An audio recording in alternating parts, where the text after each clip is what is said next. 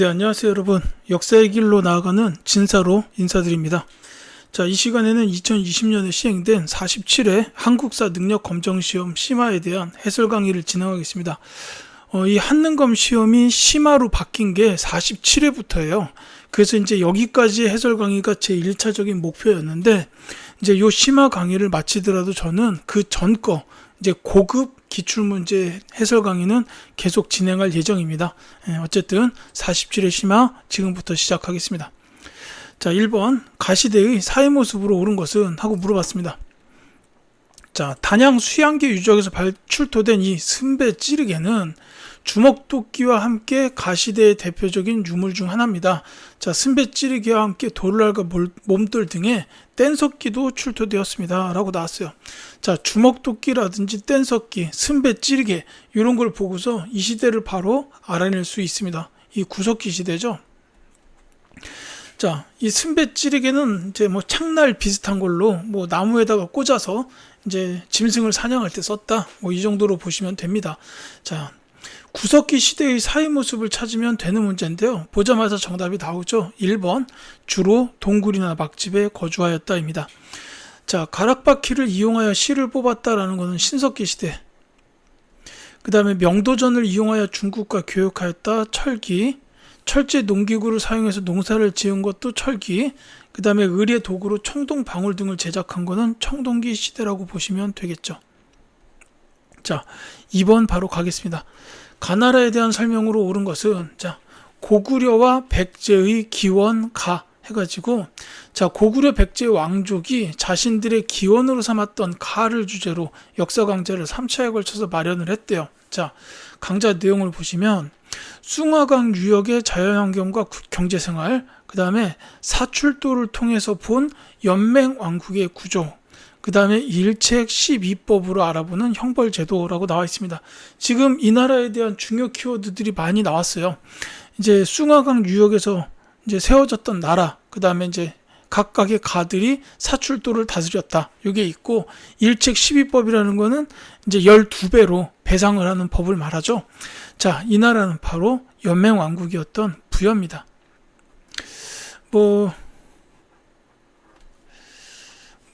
대충 우리나라가 이렇게 있다고 해요. 그랬을 때 여기 이제 압록강이 있다라고 했을 때, 이제 요 부여는 숭화강, 좀 북쪽에 있었고, 이 압록강 바로 이북 지역에는 고구려, 그 다음에 요 함경도 동해안 지역의 옥저, 강원도 동해안 지역에는 동해, 뭐 요 정도로 있었다고 보면 되겠고, 요 이제 남부 지역에는 사만이 있었죠. 마한, 변안, 요 마한이 이쪽이 아니에요. 죄송해요. 마한이 서쪽이고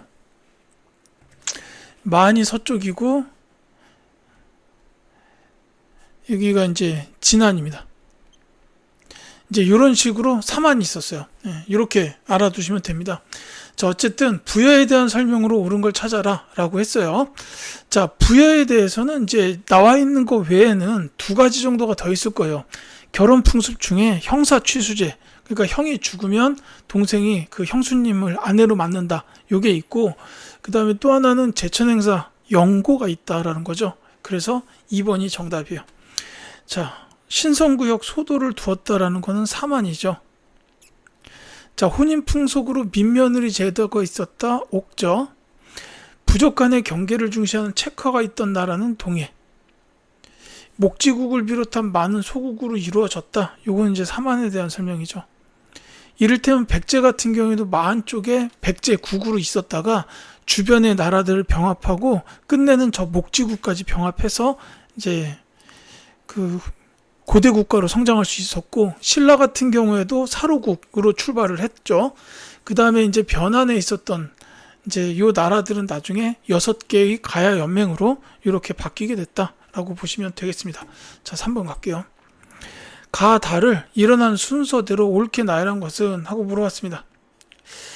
자, 삼국의 발전과 경쟁을 주제로 했는데, 자, 비유 왕과 눌지 왕이 동맹을 체결하였습니다 라고 돼 있어요. 자, 요거는 그 나제 동맹을 말해요.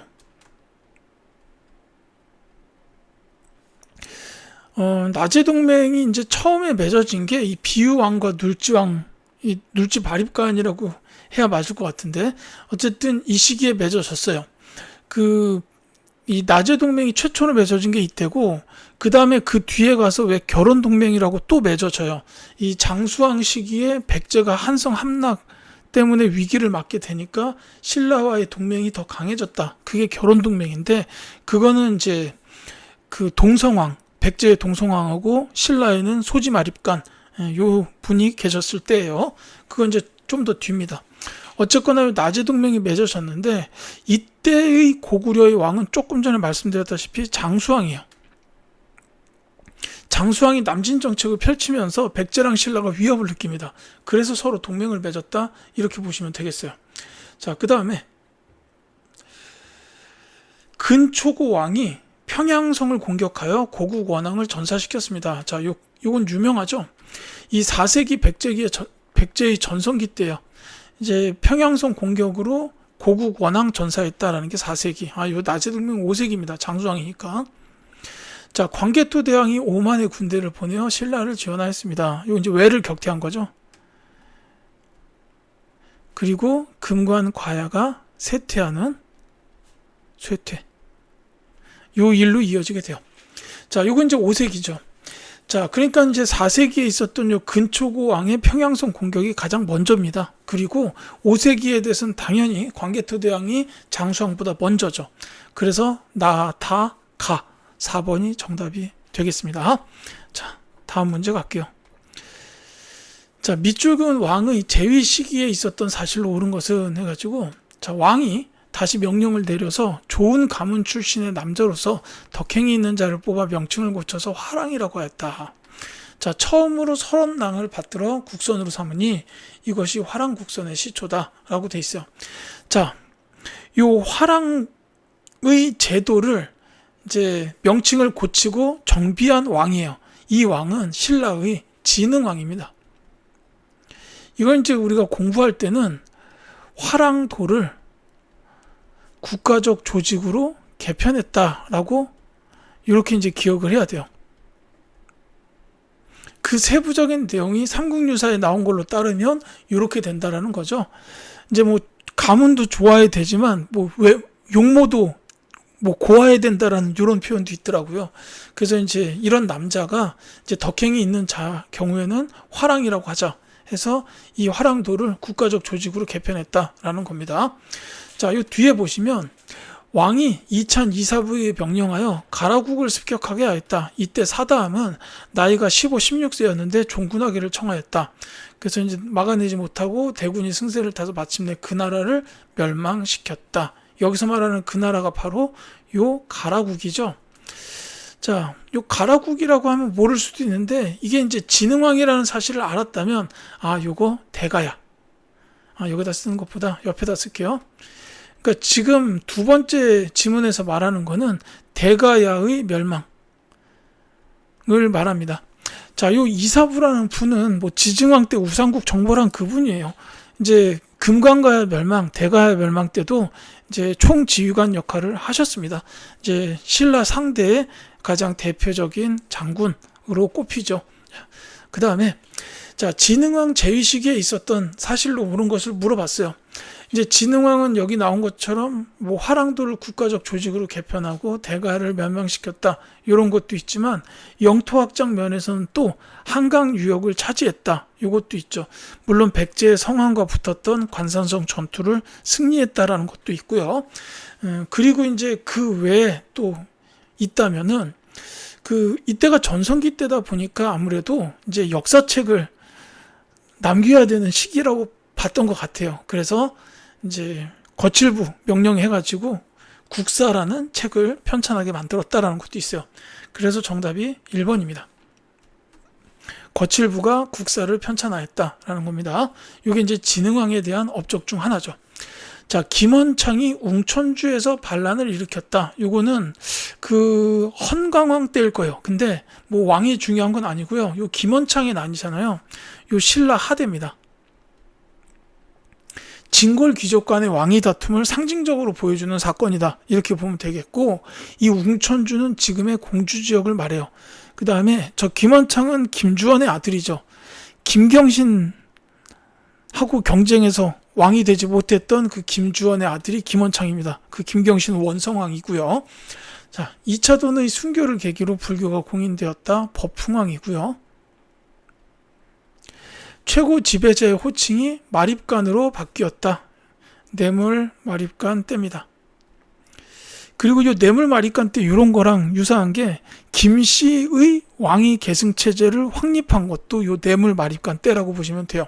아마 고구려의 영향이 있었을 거로 보입니다.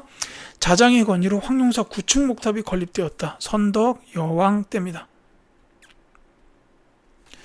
자, 다음 5번 갈게요.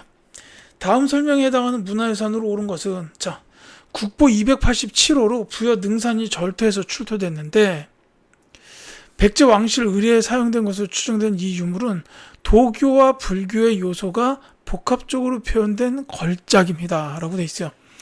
자, 능산리에서 출토됐다. 그 다음에 왕실 의뢰. 특히나 중요한 키워드가 불교와 도교의 요소가 복합적으로 표현됐다. 이게 제일 중요해요. 도교와 불교의 요소가 다 들어가 있다라는 겁니다. 정답을 말씀드리자면 요거는 금동 대향로. 요거에 대한 설명이에요. 자, 정답은 금동 대학로인 거 알았으면 답은 나와야죠. 1번이 답입니다. 자, 요 금동 대학로, 요거는 이제 저에게는 의미가 있어요. 왜냐하면 제가 역사의 길로 나아가게 만든 문화유산이에요. 그러니까 이 금동 대학로를 두 눈으로 보고 나서 우와, 진짜 그 당시의 감동은 말도 안 나옵니다. 예, 그래서 제가 이거 보려고 부여박물관만 3번을 갔어요.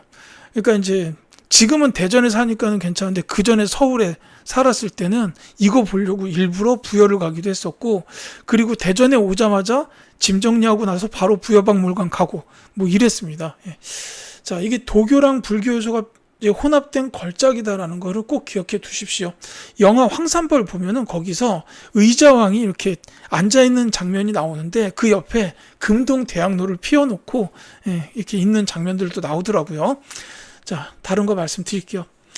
자, 이번에 있는 요 문화유산도 기억해 두셨으면 합니다. 요건 이제 신라의 유산이에요.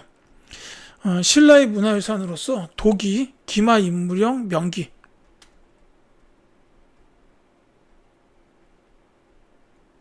이런 명칭이 붙어 있는데, 이름보다는 이제 요거는 그냥 신라의 유산이다. 이렇게 기억해 두셨으면 합니다.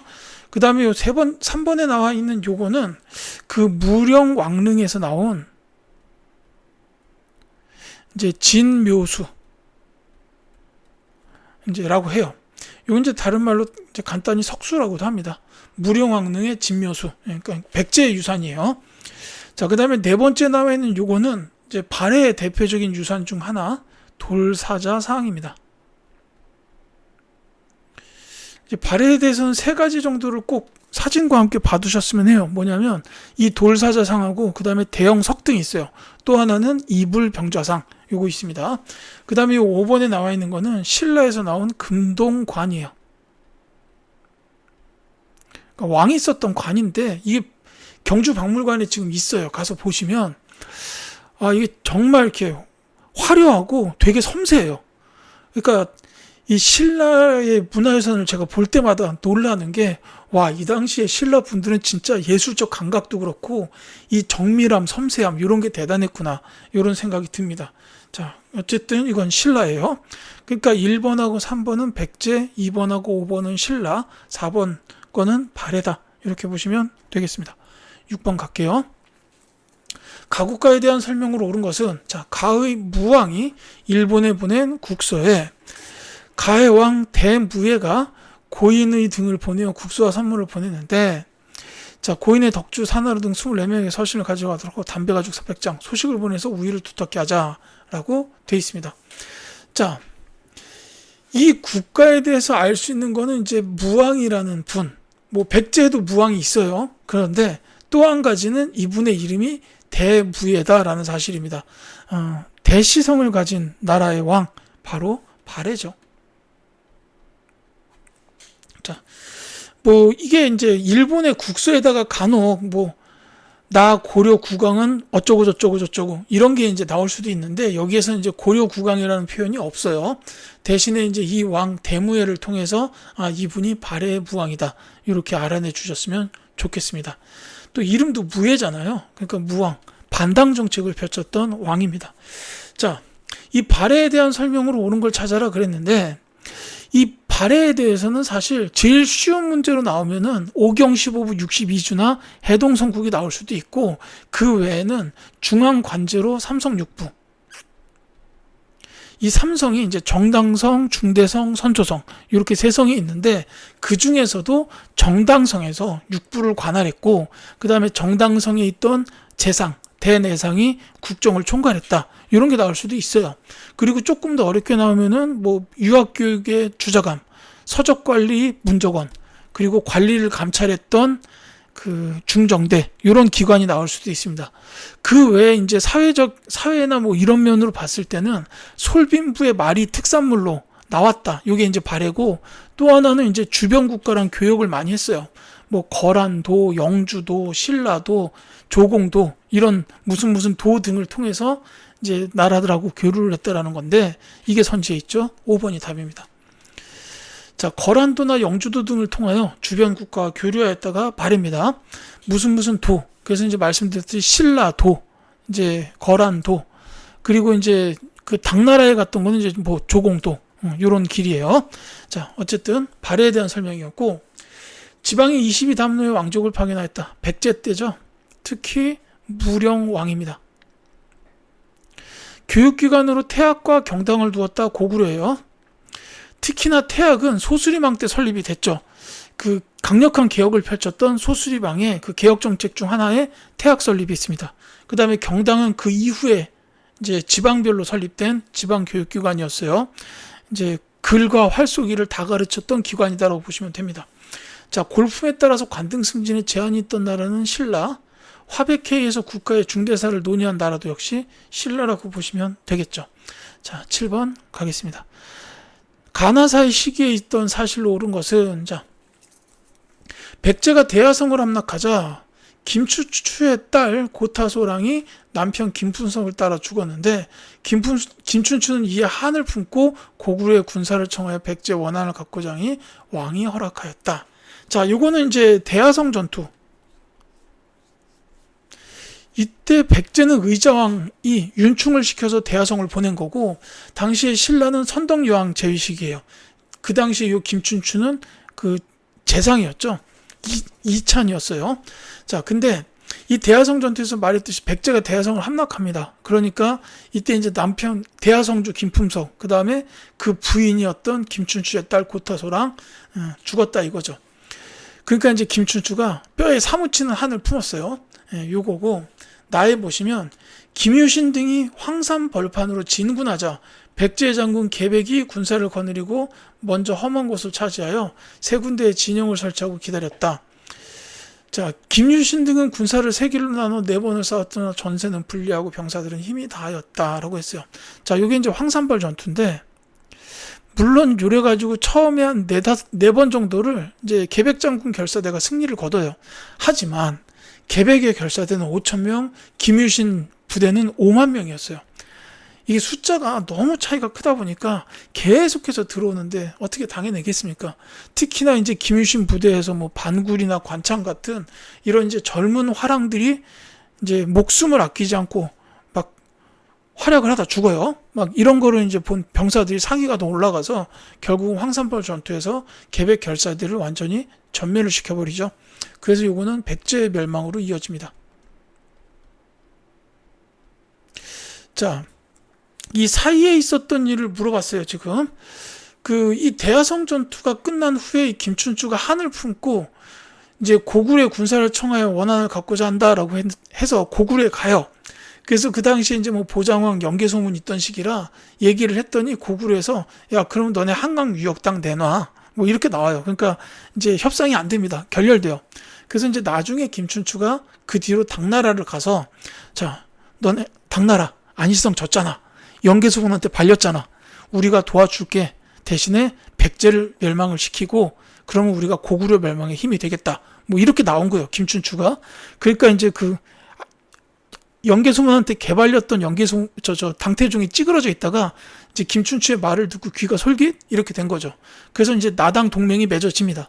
근데 나중에 나당연합군이 결성돼서 백제멸망, 고구려 멸망이 실제로 이루어지게 되는 거죠. 그래서 이 두사의 시기에 들어갈 가장 대표적인 내용은 뭐냐면 신라랑 당이 동맹을 맺었다라는 거예요. 2번이 정답이 됩니다. 자, 안승이 보덕국 왕으로 임명되었다. 이거는 이제 고구려 부흥운동이요.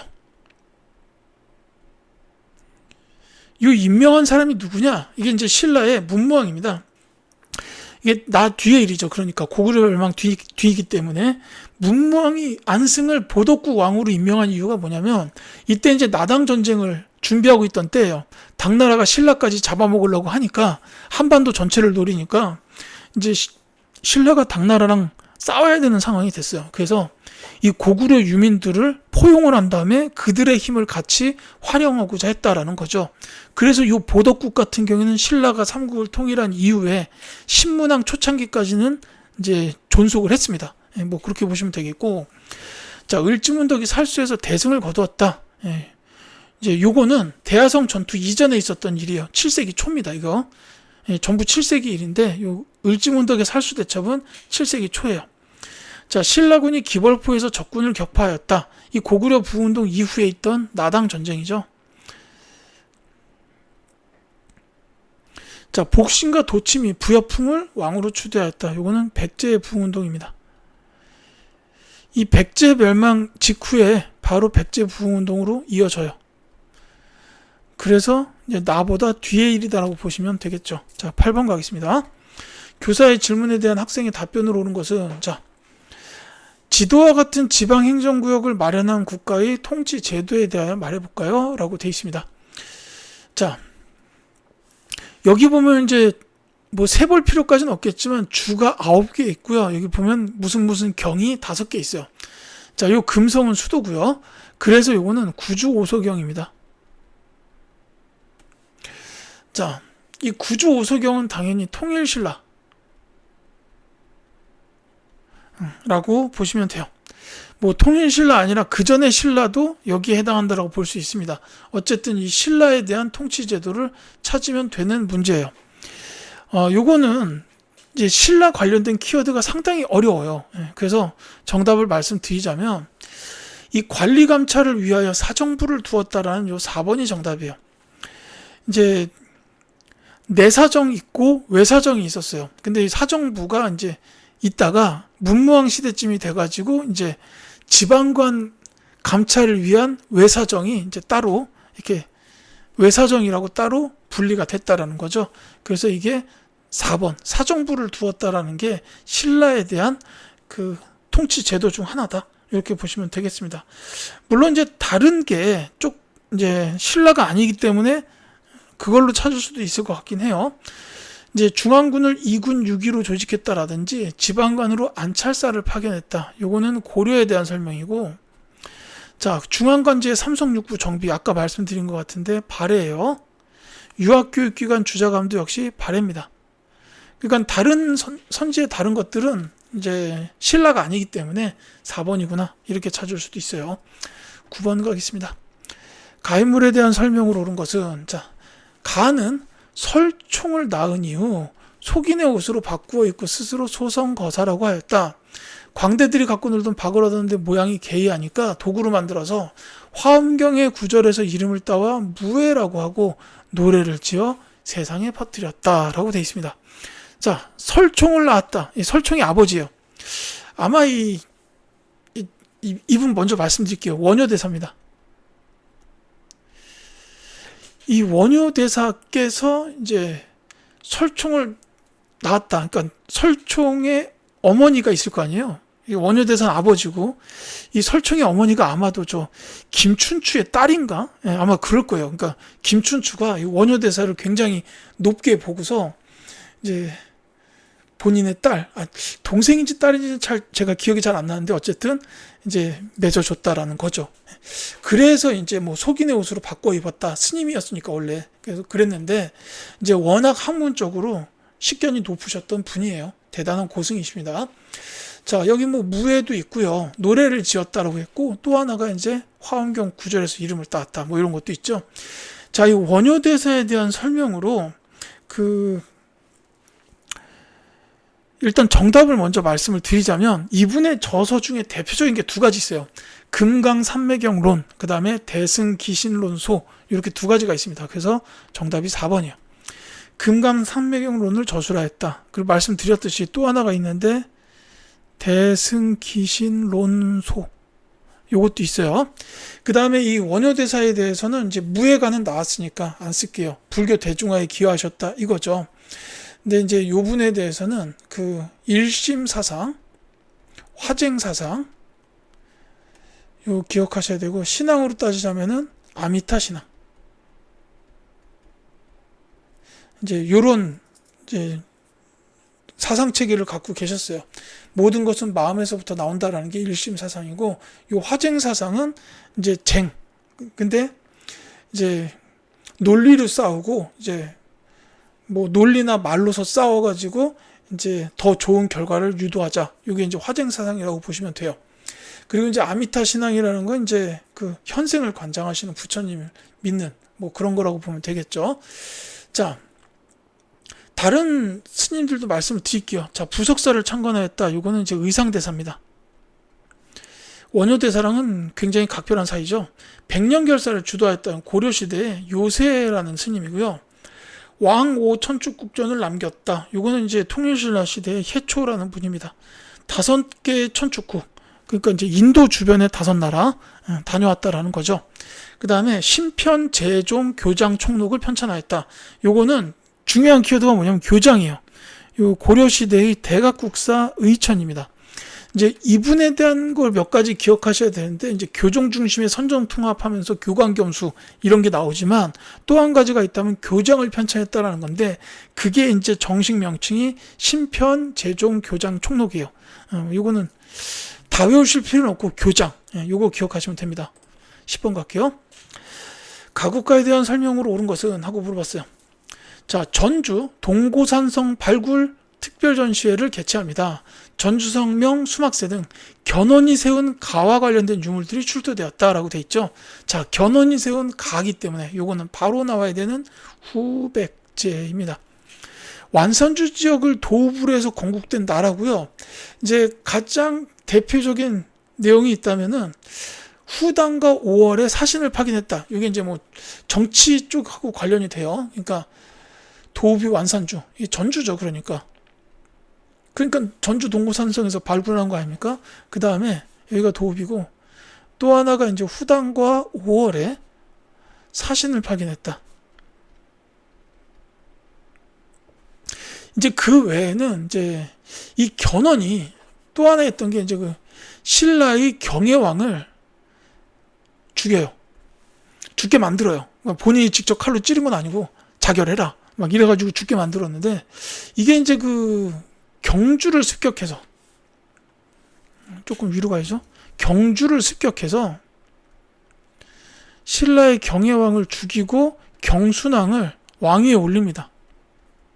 물론 이 경순왕이 이게 친백제적인 나라로 이렇게 만들려고 했던 건데, 이 경순왕이 나중에는 이제 고려에다가 나라를 바치죠. 뭐 이런 일이 있었고, 이제 그 외에는 고려하고 계속해서 싸웠어요. 그 흐름이 공고신일, 공산전투, 고창전투, 신라의 멸망, 1, 2천 전투 이렇게 되는데, 이 공산전투에서는 후백제가 승리를 거둬요. 고창전투에서 패배를 합니다. 그래서 이때 이제 기가 꺾여요. 그리고 이제 후삼국 통일의 주도권이 완전히 고려의 태조 왕건에게 넘어가고요. 그 다음에 요 사이에 이제 신검이 정변을 일으켜가지고, 아들이죠. 지 아버지 견훤을 금산사에 가둬버리고 지가 왕이 돼버려요. 그러니까 이때 견훤이 고려로 귀순을 하게 됐다라는 것도, 이런 일도 있어요. 그래서 이제 신라 멸망 이후에 요 1, 2천 전투를 치를 때 이 견훤이 고려군의 선봉에 서가지고 후백제 군을 자기가 직접 무너뜨립니다. 뭐 요 일까지 이어진다라는 거죠. 제가 좀 이제 후삼국 때를 후백제 위주로 요약해서 말씀드렸는데, 이 중에 정답이 있었어요. 2번 공산전투에서 고려군의 대승을 거뒀다라는 겁니다. 자, 광평성의 정치기구가 후 고구려, 인한, 대응, 건흥 같은 연호는 발해죠. 청해진을 중심으로 해상무역전개는 통일신라, 마진으로 바꾸고 철원천도한 거는 역시 후고구려라고 보시면 되겠습니다. 이렇게 해서 10번까지 말씀드렸고요. 11번부터는 다음 영상에서 이어드리도록 하겠습니다.